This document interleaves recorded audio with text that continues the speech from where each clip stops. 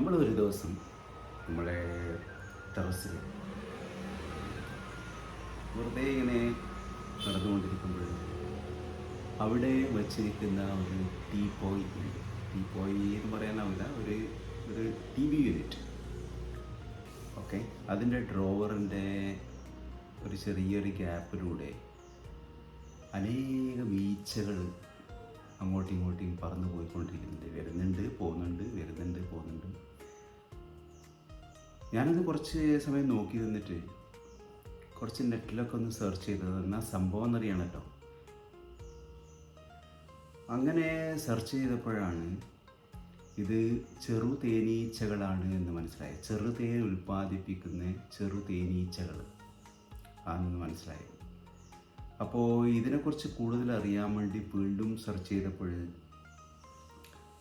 നമുക്ക് ഏതോ ഒരു വീഡിയോ കാണാൻ സാധിച്ചു. യൂട്യൂബിലുള്ളൊരു വീഡിയോ, ശ്രീ കുര്യൻ സാറിൻ്റെ ഒരു വീഡിയോ, ഏതോ ഒരു യൂട്യൂബർ ചെയ്ത ഒരു വീഡിയോ, കുര്യൻ സാറിൻ്റെ ചെറുതേൻ വളർത്തുന്ന ഫാമിൽ വെച്ചിട്ട് ചിത്രീകരിച്ച ഒരു വീഡിയോ. അപ്പോൾ അത് കണ്ടതിന് ശേഷം അതിൽ ഈ കുര്യൻ സാറിൻ്റെ കോണ്ടാക്ട് നമ്പറും കൊടുത്തിരുന്നു. അപ്പോൾ ഞാനൊന്ന് കോണ്ടാക്ട് ചെയ്തപ്പോൾ കുര്യൻ സാറ് വളരെ വളരെ ക്ഷമയോടുകൂടി നമ്മൾ പറയുന്നതെല്ലാം കേട്ട് വാട്സപ്പിൽ വീഡിയോ കോൾ ചെയ്ത് ഇവിടെയുള്ള സാധനം കാണിച്ചു തരാൻ വേണ്ടിയിട്ട് പറഞ്ഞു. അപ്പോൾ ഞാൻ കാണിച്ചു കൊടുത്തപ്പോൾ കുര്യൻ സാർ അത് സ്ഥിരീകരിച്ചു. ഇത് ചെറുതേൻ കൂട് തന്നെയാണ്, എവിടുന്നോ വന്നിട്ട് നമ്മുടെ ഉള്ളിൽ കയറിയതാണ്. ഇതൊരു സ്ഥിരീകരണം തന്നു. അപ്പോൾ ഇപ്പം നമ്മൾ വേറെ അതിപ്പോൾ അതിൻ്റെ ഉള്ളിലാണല്ലോ ഉള്ളത്, മറ്റേ ഡ്രോവറിലാണല്ലോ ഉള്ളത്. അപ്പോൾ സേഫായിട്ട് വേറൊരു കൂട്ടിലേക്ക് ആക്കാനുള്ള മെത്തേഡും കുര്യൻ സാറ് പറഞ്ഞു തന്നു എന്നല്ല, വീഡിയോയിൽ ലൈവായി നിന്ന് നമ്മളെ കൊണ്ട് ചെയ്യിച്ചു എന്ന് പറയാം. ഒരു മൺചട്ടിയിലേക്ക് മാറ്റി ഈ കൂടിനെ. അതിൻ്റെ മെത്തേഡ് എന്ന് വെച്ചാൽ ഒരു ഒഴിഞ്ഞ വാട്ടർ ബോട്ടിൽ എടുത്തിട്ട് ഈ ചെറുതേനീച്ചകൾ കൂടിൻ്റെ പ്രത്യേകത എന്ന് വെച്ചാൽ അതൊരു ഓപ്പണിംഗ് എന്ന് മാത്രമേ പുറത്തേക്കും ഉള്ളിലേക്കും പോവുള്ളൂ, ബാക്കിയെല്ലാം ക്ലോസ്ഡ് ആയിരിക്കും. അപ്പോൾ ആ പുറത്തേക്ക് പോകുന്ന ഹോളിന് ഈ വാട്ടർ ബോട്ടിലിൻ്റെ വായ അടുപ്പിച്ച് വെച്ച് കുറച്ച് തട്ടി കൊടുത്തു കഴിഞ്ഞാൽ ഈ ഈച്ചകളൊക്കെ ഇതിൻ്റെ ബോട്ടിലിൻ്റെ ഉള്ളിലേക്കാവും. അപ്പോൾ അങ്ങനെ ഈച്ചകളെയൊക്കെ കളക്ട് ചെയ്ത് ആ ഡ്രോവർ ഓപ്പൺ ചെയ്ത് അതിലെ റാണി സെല്ലിന ഒക്കെ എടുത്ത് മുട്ടകളൊക്കെ എടുത്ത് ഒരു മൺചട്ടിയിലേക്ക് മാറ്റി മൺചട്ടിയുടെ വായ ശരിക്ക് നന്നായി പൊതിഞ്ഞ് സൂക്ഷിച്ച് പിന്നെ ഈച്ചകളെ തുറന്നു വിട്ട് ഈച്ചകൾ ഓട്ടോമാറ്റിക് ഇതിൻ്റെ ഉള്ളിലേക്ക് പോകും. അതിൻ്റെ മൺചട്ടിക്ക് ഓട്ട ഉണ്ടാക്കിയിട്ട് അതിൻ്റെ മെഴുകൊക്കെ ഓട്ടയ്ക്ക് ചുറ്റും വെക്കണം. അപ്പോൾ അതിൻ്റെ ഉള്ളിലേക്ക് തന്നെ ഈച്ചകൾ പോകും തുറന്നിട്ട് കഴിഞ്ഞാൽ. നമ്മൾ അതിൻ്റെ മൂട് തുറന്നിട്ട് അത് വിട്ട് കഴിഞ്ഞാൽ അത് പുറത്തേക്ക് വന്നിട്ട് ഇതിൻ്റെ ഉള്ളിലേക്ക് തന്നെ പോകും. അപ്പോൾ അങ്ങനെ അവരുടെ കൂട് മാറ്റി നമ്മൾ മൺചട്ടിയിലേക്ക് ആക്കി. അപ്പോൾ അതിപ്പം അങ്ങനെ ഉണ്ട്. അപ്പോൾ കുര്യൻ സാറ് നമ്മളോട് പറഞ്ഞു അവിടെ വന്നു കഴിഞ്ഞാൽ നമുക്ക് അതിൻ്റെ വിശദമായ ഡീറ്റെയിൽസൊക്കെ പറഞ്ഞു തരാമെന്ന് പറഞ്ഞിട്ട് നമ്മൾ കാസർഗോഡ് ചുള്ളിക്കര എന്ന് പറഞ്ഞ സ്ഥലത്താണ് കുര്യൻ സാറിൻ്റെ വീട്. അപ്പോൾ അവിടെ പോയി അതിൻ്റെ ഫുൾ പ്രോസസ്സ് നമ്മൾ മനസ്സിലാക്കി ഇതെങ്ങനെയാണ് വളർത്തുന്നത്, ഇതിനെക്കുറിച്ചുള്ള കുറച്ചും കൂടെ ഡീറ്റെയിൽസ് നമുക്ക് മനസ്സിലാക്കി. പിന്നെ കുര്യൻ സാറിൻ്റെ അടുത്ത് നിന്ന് നമ്മൾ 2 ബോക്സും കൂടെ അവർ തന്നു. അപ്പോൾ നമ്മുടെ അടുത്ത് ഇപ്പോൾ ആകെ ഒരു 3 ബോക്സ് നമ്മുടെ കയ്യിലുണ്ട്. ഈ തേനീച്ച വളർത്തലിൻ്റെ തേനീച്ചയുടെ 3 ബോക്സ് ഫുള്ള് നിറഞ്ഞ് ഈച്ചകൾ കുറേ അങ്ങോട്ടും ഇങ്ങോട്ടും പോയി പൂമ്പൊടികളൊക്കെ ശേഖരിച്ച് കൂട്ടിനുള്ളിലേക്ക് പോകുന്നതൊക്കെ ഞാൻ ഡെയിലി രാവിലെ പോയിട്ട് നോക്കാറുണ്ട്. അപ്പോൾ ഇതിനെക്കുറിച്ച് അവിടെ നിന്ന് കുറച്ച് വീഡിയോസൊക്കെ പിടിച്ചിരുന്നു. നമ്മുടെ കുര്യൻ സാറിൻ്റെ വീട്ടിൽ പോയി വീഡിയോസൊക്കെ പിടിച്ചത് അതൊന്ന് വിശദമായിട്ടൊന്ന് കാണിച്ചു തരാം. അതാണ് ഈ വീഡിയോയുടെ ഉദ്ദേശം. കാണുക. ഇതാണ് നമ്മുടെ ടെറസിൻ്റെ മുകളിൽ നമ്മൾ വെച്ചിരുന്ന TV യൂണിറ്റിൽ നമ്മൾ കണ്ട തേനീച്ചേൻ്റെ ഹേവ്. അത് തുറന്നതിന് ശേഷമുള്ളതാണിത്.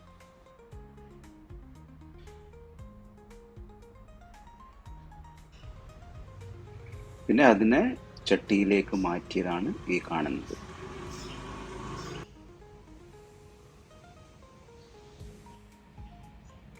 പിന്നെ ഇതിനെക്കുറിച്ച് നേരത്തെ പറഞ്ഞ പോലെ നമ്മൾ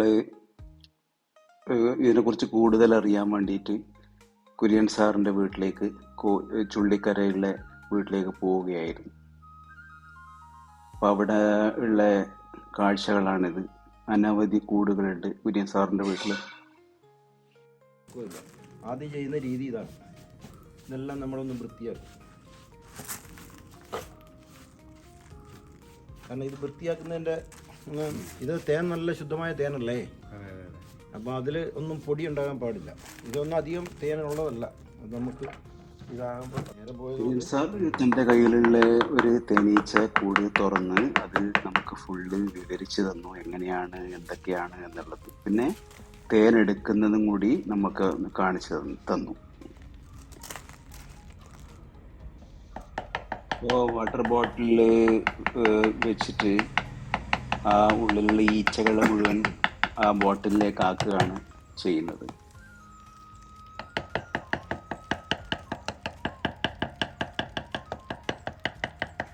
ഇതാണ് നമ്മളെ കടിക്കുന്ന ഈച്ച.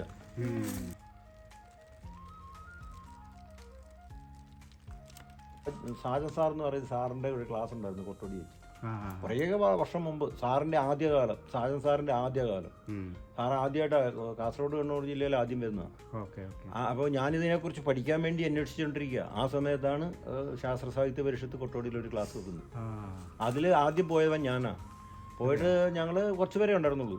പക്ഷേ അന്ന് ആ ക്ലാസ്സിൽ പോയവരിൽ 2 പേര് മാത്രമേ ഇപ്പം ഈ നല്ല രീതിയിൽ ചെയ്യുന്നുള്ളൂ. ബാക്കിയൊക്കെ എല്ലാവരും അത് ഉപേക്ഷിച്ചു. പിന്നെ അപ്പോൾ അന്ന് സാറ് ഇങ്ങനെ ഒരു അഭിപ്രായം സാറ് പറഞ്ഞു, ഈ വേറൊരു ചെറുതേനീച്ചയുണ്ട്, ചെറിയതാണ്, കണ്ണിത്തേൻ എന്ന് പറയും, ചെറുതാണ്, ഇതിനേക്കാളും വലിപ്പക്കുറവാണ്. അത് എവിടെയെങ്കിലും ഉണ്ടെങ്കിൽ കുഞ്ഞണ്ണ ആരെങ്കിലും അറിയാമെങ്കിൽ പറയണം. ഞങ്ങൾ തമ്മിൽ വലിയ പരിചയമൊന്നുമില്ലല്ലോ, ആദ്യമായിട്ട് കാണുന്നതല്ലേ. ഞാൻ പറഞ്ഞു അതിനെ ഞാൻ വളർത്തിയിട്ടുണ്ടെന്ന് പറഞ്ഞു. അത് വളർത്തിയിട്ടുണ്ടെന്ന് പറയുമ്പോൾ സാറിന് അത്ഭുതം. സാറ് PhD എടുക്കാനായിട്ട് വെച്ചിരിക്കുന്ന മനുഷ്യനാണ്, നമ്മുടെ സാധാരണക്കാരൻ. അത് പറഞ്ഞു നിങ്ങളെ പേരെന്നു. ഞാൻ പറഞ്ഞു പേരും നമ്പറൊക്കെ കൊടുത്തു. അന്ന് ലാൻഡ് ഫോണേ ഉള്ളൂ, മറ്റേ ഫോണില്ല. ആ ഫോണൊക്കെ നമ്മൾ തറവാട്ടിലെ ഫോൺ നമ്പറൊക്കെ കൊടുത്തു. ഈ മനുഷ്യൻ പോയി. ഞാനിവിടെ വന്ന് അത് കണ്ടുപിടിച്ചു കഴിഞ്ഞിട്ട് സാറിനോട് പറഞ്ഞിട്ട് സാറ് വിശ്വസിക്കുന്നില്ല. സാറിനോട് പറഞ്ഞു സാറേ ഇങ്ങനെ ഞാൻ കണ്ടുപിടിച്ചിട്ടുണ്ട്. അപ്പോൾ സാറിൻ്റെ യൂറോപ്പിലുള്ള ആൾ വരേണ്ടത് ഗോവയിൽ നിന്നാണ്, ഗൈഡ്.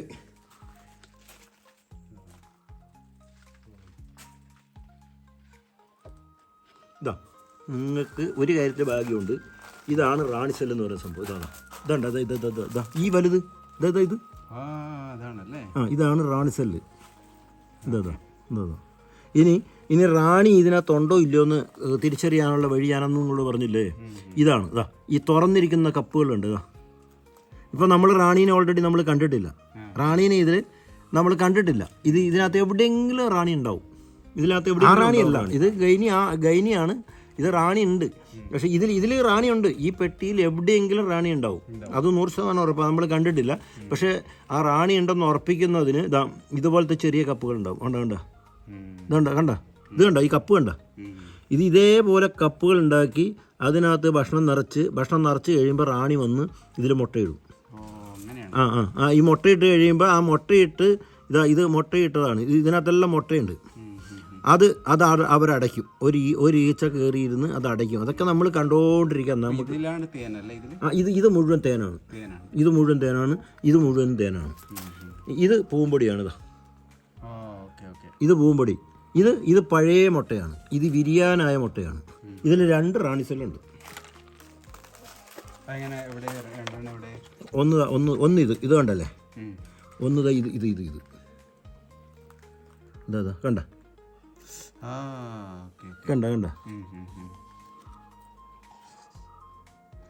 അപ്പോൾ നമ്മൾ ആദ്യം ഈ റാണി സെല്ല് നമ്മൾ എടുത്ത് മാറ്റുന്നു.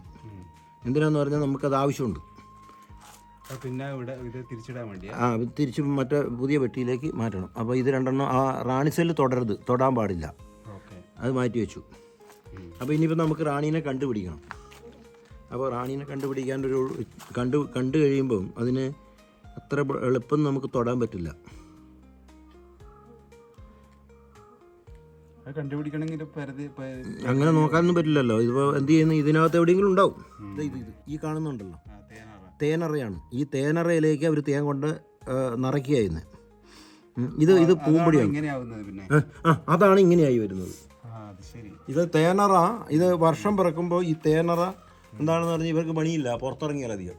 അപ്പോൾ ഇവരുണ്ടാക്കുന്ന മെഴുക് കൊണ്ട് ഈ തേനറ നല്ല കട്ടിയിലാക്കി വെക്കും. എന്നിട്ട് വീണ്ടും സീസണാണ്.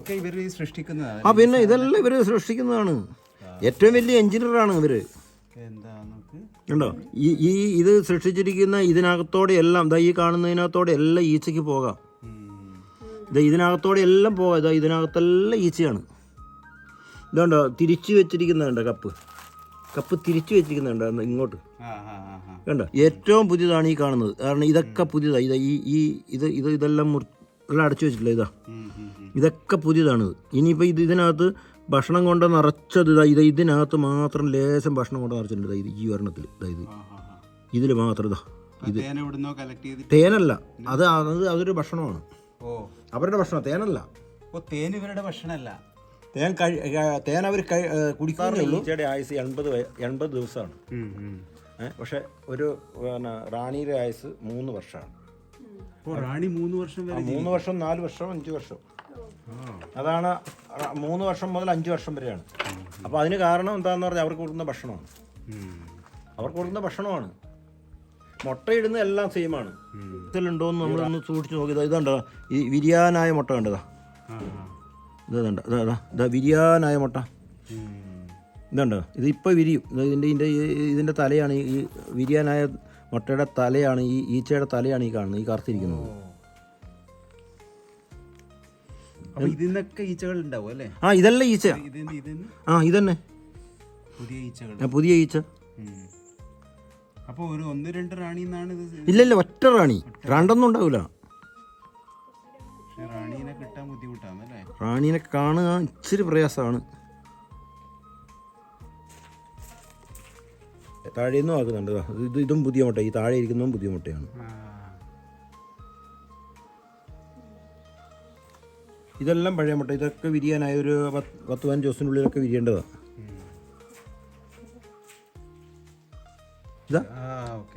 കണ്ട. അപ്പോൾ ഇപ്പോൾ ഇതിൽ ഓൾറെഡി ആ കപ്പുകൾ ഉണ്ടാക്കിയിട്ട് ആ കപ്പിനകത്ത് റോയൽ ജെല്ലി നിറയ്ക്കും. ഈ പെണ്ണീച്ചകൾ തന്നെ റോയൽ ജെല്ലി നിറച്ച് കഴിയുമ്പം ഈ റാണി പോയിട്ട് അതിനകത്തൊരു മുട്ടയിടും. അപ്പോൾ ആ റോയൽ ജെല്ലി കഴിച്ചിട്ട് ഈ കുട്ടി അത് എന്ന് പറഞ്ഞാൽ ഈ മുട്ടത്തോട് പൊട്ടി കോഴിക്കുഞ്ഞുങ്ങൾ പുറത്തിറങ്ങുമ്പോൾ തന്നെ ഇത് പൊട്ടി വരും. എൻ്റെ കയ്യിലിരുന്നൊക്കെ വിരിഞ്ഞിട്ടുണ്ട്. അതൊക്കെ അന്നൊന്നും വീഡിയോ എടുക്കാനുള്ള സൗകര്യമില്ല. അത് എനിക്ക് എടുക്കാനുള്ള അറിവും ഇല്ല. അങ്ങനെ കൂടെ ഇതുണ്ട്. അപ്പോൾ അതുകൊണ്ട് കുറേ ബുദ്ധിമുട്ടുകളും എനിക്കുണ്ടായിട്ടുണ്ട് കേട്ടോ. അപ്പം അങ്ങനെ വരുമ്പോൾ അങ്ങനെ ഇത് വിരിഞ്ഞിറങ്ങി ഈ മുട്ട വിരിഞ്ഞിറങ്ങി, ഈ ഇതിറങ്ങി. അപ്പോൾ ഈ സാധാരണ ഈച്ചനേക്കാളും ഒരു 2 ഇരട്ടി വലിപ്പം ഉണ്ടാവും വിരിഞ്ഞിറങ്ങുന്ന ഇത്. അപ്പോൾ ഒരു 9 ദിവസവും 10 ദിവസത്തിൻ്റെ ഉള്ളിൽ, ഒരു 12 ദിവസത്തിൻ്റെ ഉള്ളിൽ ഈ റാണി ഈ സംഭവം, അതിനെ ഞങ്ങൾ ഗൈനി എന്ന് പറയും. ഗൈനി. അതല്ലെങ്കിൽ ഇണ ചേരാത്ത പെണ്ണീച്ച. വിരിഞ്ഞ ഉടനെ അന്നേരം ഇത് പറക്കും. അപ്പോൾ എങ്ങനെ എന്ത് ചെയ്യും, അത് നമുക്ക് കൂട് തുറക്കാതെ നമുക്ക് മനസ്സിലാവും. അതായത് ഇതിപ്പോൾ തേനീച്ച കൂടാന്ന് കൂട്ടിക്കോ, അതിൻ്റെ വട്ടത്തിൽ ആണീച്ചകൾ ഇങ്ങനെ വട്ടം പറക്കും. ഇങ്ങനെ കുത്തി പറക്കും. അപ്പം നമുക്ക് മനസ്സിലാക്കാം ഇതിനകത്ത് ഗൈനി ആയിട്ടുണ്ട്. ഗൈനി കൂട് തുറന്നാലും അത് പറന്നു പോവോ? പറക്കുകയൊക്കെ ചെയ്യും. പക്ഷെ അങ്ങനെ പറക്കില്ല. നമുക്ക് ഇനി എടുക്കുകയൊക്കെ ചെയ്യാം. മറ്റുള്ള ഈച്ച പറക്കും പോലെ പറക്കില്ല. അപ്പം ആകെപ്പാടെ 2 പ്രാവശ്യം അത് പറക്കുള്ളൂ. റാണി പറക്കിയല്ല, ഇതിൻ്റെ റാണി പറക്കിയല്ല. മറ്റേ റാണി പറക്കുമ്പോൾ ഇത് പറക്കാൻ പറ്റില്ല. കാരണം ഇത് കുറച്ച് വലുതാണ്. അല്ല, ഇതിൻ്റെ ശരീരം വലുപ്പമാണ്. അപ്പോൾ ഇങ്ങനെ ഇത് പുറത്ത് ആണീച്ചകൾ ഇങ്ങനെ വട്ടം പറക്കും. എന്നിട്ട് ഇവർ അന്തരീക്ഷത്തിലേക്കാണ് ഇണ ചേരാൻ പോകുന്നത്. അന്തരീക്ഷത്തിൽ വെച്ചാൽ ഒരു ആണീച്ചയായിട്ട് ഇണ ചേരുള്ളൂ. ആണീച്ച അന്നേരം ചാവും. അതെയാ? ഒരാണീച്ചയായിട്ട് ചേരുള്ളൂ. ഏറ്റവും ഉയരത്തിൽ പോകുന്ന ആണീച്ചയായിട്ട് ഇണ ചേരും. ഇണ ചേർന്നിട്ട് ഈ കൂട്ടിൽ വന്ന് ചേരും. ചേർന്ന് കഴിഞ്ഞാൽ പിറ്റേ ദിവസം മുതൽ ഇതിൻ്റെ രൂപം മാറി. ഈ ഗൈനീൻ്റെ രൂപം മാറും. രൂപം മാറും എന്ന് പറഞ്ഞാൽ ഇതിൻ്റെ വാലറ്റം നോക്കിയാൽ നമുക്കറിയാൻ പറ്റും. അത് അത്ര ശ്രദ്ധിച്ചിട്ടുള്ളവർക്കേ അറിയത്തുള്ളൂ കേട്ടോ. എല്ലാവർക്കും ഒന്നും അത് പിടികിട്ടണമെന്നില്ല. ഇതിങ്ങനെ ഷേപ്പ് മാറി മാറി ഒരു 10 ദിവസം ആകുമ്പോഴത്തേനും ഇത് പൂർണ്ണ വളർച്ചയെത്തി ഒരമ്മയായി മാറി. അന്നേരം മുട്ടയിടും? 10 ദിവസത്തിനുള്ളിൽ മുട്ടയിടും? 10 ദിവസം കഴിഞ്ഞിട്ട് ഇത് മുട്ടയിടാൻ തുടങ്ങും. ഓ, അത് ശരി. 10 ദിവസം കഴിയുമ്പോൾ മുട്ടയിടാൻ തുടങ്ങും. അപ്പൊ ഇതിന്റെ റീപ്രൊഡക്ഷൻ ഒക്കെ ഭയങ്കര ഫാസ്റ്റ്. പിന്നെ അപ്പൊ ഈ 10 ദിവസം കഴിയുമ്പോൾ മുട്ടയിടണമെങ്കിലോ ഇവിടെ ഈ റാണി ഈ പെണ്ണീച്ചകൾ വേണം. ഇതെവിടെയാ മുട്ടയിടുന്നത്? ശരിക്കും പറഞ്ഞാൽ മനുഷ്യന്റെയും മറ്റു മൃഗങ്ങളുടെയും പോലെയൊക്കെ തന്നെയാണ് ഇതും. ഇതിന്റെ സിസ്റ്റം എല്ലാം ഇതുപോലെ തന്നെയല്ലേ. എല്ലാം അങ്ങനെ ആ സിസ്റ്റമാറ്റിക്കലി അത് പോകുന്നത്. അപ്പം മുട്ടയിടണമെങ്കിൽ അതിനുള്ള സൗകര്യങ്ങൾ ഇവിടെ വേണം. അപ്പോഴത്തേക്കും ഈ പെണ്ണീച്ചകൾ ഈ പറഞ്ഞ ചെറിയ ചെറിയ കപ്പുകൾ ഉണ്ടാക്കി ഈ കപ്പുകളിനകത്ത് ഭക്ഷണം കൊണ്ട് നിറച്ച് കഴിയുമ്പം ഇതിങ്ങനെ വന്ന് നോക്കും. ഇത് ഈ റാണി ഇരിക്കില്ല ഒരിക്കലും. മോളി വന്നാൽ ഇപ്പൊ നിങ്ങൾക്ക് കാണാമായിരുന്നു.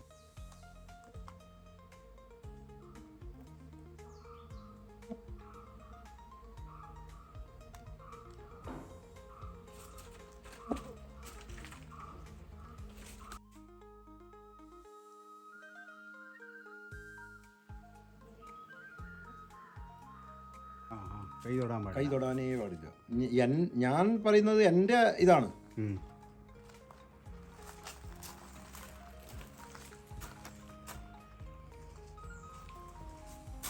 ഞാൻ നോക്കുന്നത് റാണി ഇങ്ങോട്ട് വന്നിട്ടുണ്ടോന്ന്. ഇതിലുണ്ടാവോ? അത് ചിലപ്പോൾ പറയാൻ പറ്റൂല.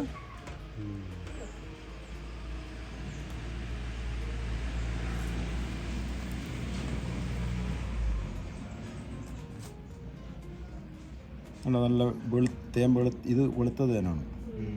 ആ പാളം ചേർത്തത് ഞാനവിടെ കഴുകി റെഡി.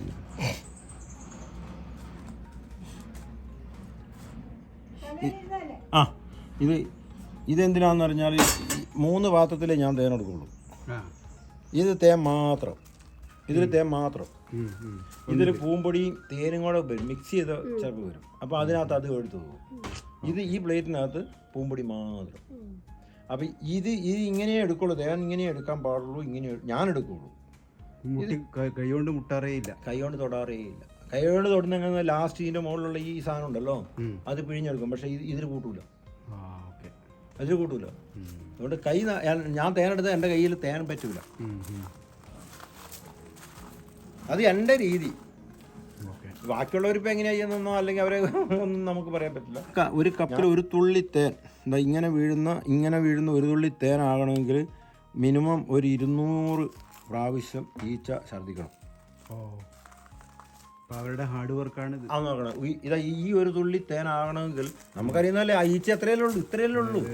ആ ഈച്ച 200 മിനിമം 200 പ്രാവശ്യമെങ്കിലും തല കുത്തുമ്പിടണം ഈ കപ്പിനകത്തേക്ക്. അതെല്ലാം ഇടുന്നത് നമുക്ക് കാണാൻ പറ്റും. അല്ല കൽക്കണ്ടം കണ്ട എന്താ കഴിച്ചു നോക്ക് എന്താ ടേസ്റ്റ്. എങ്ങനെയുണ്ട്? നല്ല ടേസ്റ്റ് ഉണ്ട്.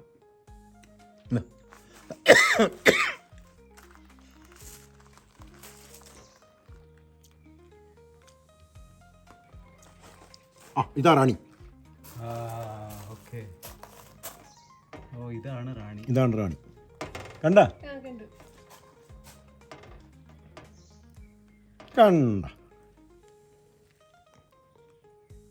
അപ്പൊ പിടികിട്ടാ പുള്ളിയെ പിടികിട്ടി.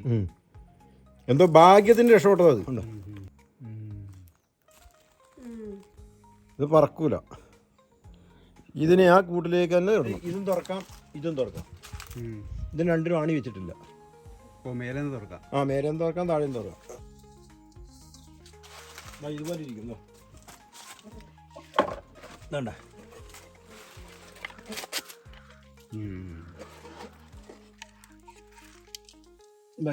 ഇതിങ്ങോട്ട് എടുക്കാം. കുര്യൻ സാറിൻ്റെ കയ്യിൽ നിന്ന് ഒരു 2 കൂടുകൾ നമ്മൾ കരസ്ഥമാക്കിയിട്ടാണ് നമ്മുടെ നാട്ടിലേക്ക് തിരിച്ചത്.